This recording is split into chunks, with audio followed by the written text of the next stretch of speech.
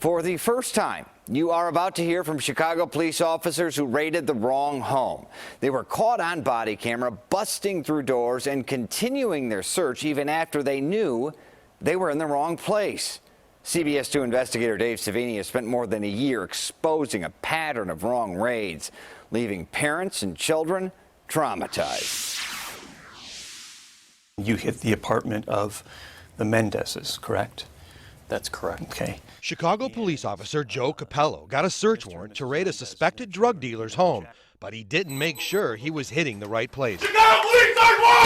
He and a team of officers with handguns and an assault rifle raided the home of an innocent family. What's the full name of that weapon? It's a spiked tactical AR-15 rifle. It is a weapon the Mendez family says they will never forget. What did this erroneous search warrant do to your lives? It's tore it upside down. While being questioned for a lawsuit filed by the family, Capello and other officers give a deeply disturbing look into how little police work they actually did before raiding this home. I'm so sorry. Mr. and Mrs. Mendez and their children, Peter and Jack, were not the intended targets of your search warrant, correct? No, they were not. Here's how Capello got the warrant approved. He made a drug arrest the day before and flipped that suspect into becoming a confidential informant he called John Doe. John Doe then gave Capello the name and address of a man he claimed was a major drug dealer. But Capello never investigated to see if John Doe's tip was even true or if the address was correct. I was not able to do surveillance of that due to the nature of our hours. Capello admits to just driving by the multi-unit apartment building. Did you request a covert car? We don't have one available to us in the patrol. Sometimes we don't have all the assets we need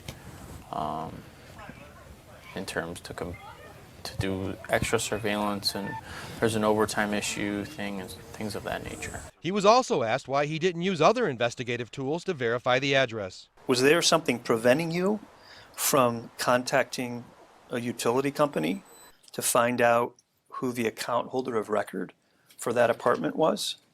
I didn't know I was aware I was able to do that. That wasn't something that you were trained on in the police academy? No, I was not. And with no verification that the address was correct, Capello's superior signed off on the warrant anyway, and so did prosecutors and a judge. Did Judge Burns ask you any questions about your complaint for search warrant or any of the information in your complaint? No. This failure to do even a minimal investigation is just one of the reasons the Mendez family is suing the Chicago Police Department. And there are many more reasons, starting with Peter Mendez, who says he was terrified by police pointing guns at him while officers handcuffed his dad. This is the saddest moment. He and his brother are two of at least 23 children the CBS 2 investigators have found traumatized by bad raids. Our year-long investigation found officers repeatedly failing to investigate informant tips, busting into homes of innocent families, and treating them badly. Get on the ground! Get on the ground! Get on the ground! Capello and other officers say they treated the Mendez family well. Everyone on the team was more than polite to the whole family. Get on the ground! They were treated with the utmost respect through the whole time in the search warrant. The family strongly disagrees and says from the very beginning, police showed zero respect. They really hurt you that day.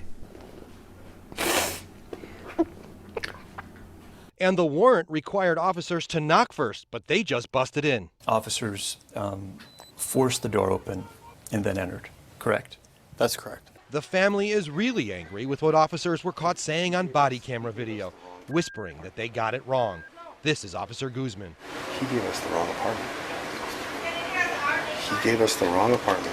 Officer Guzman is talking to this man, Officer Hernandez. Hernandez even gave the thumbs down, indicating it was a bad raid.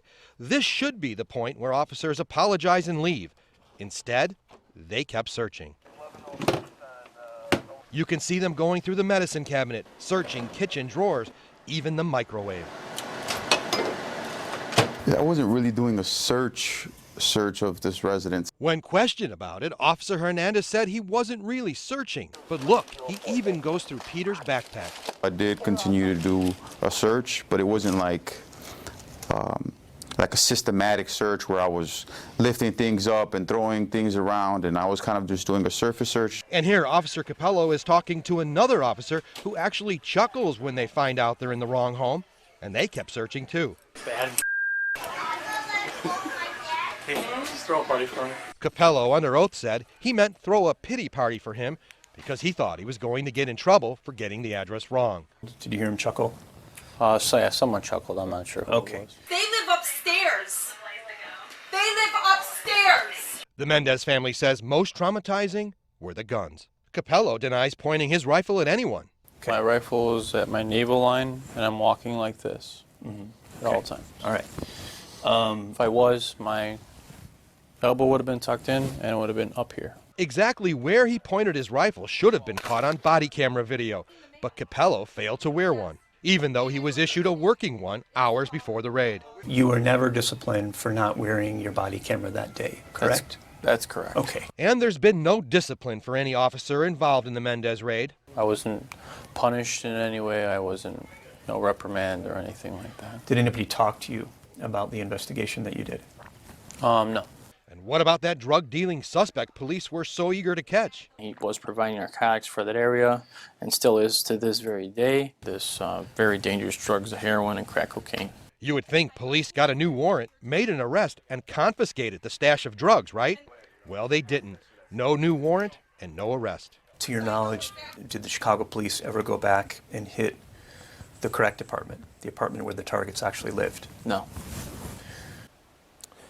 And since that raid happened back in 2017, that means the real target has remained free for 2 years.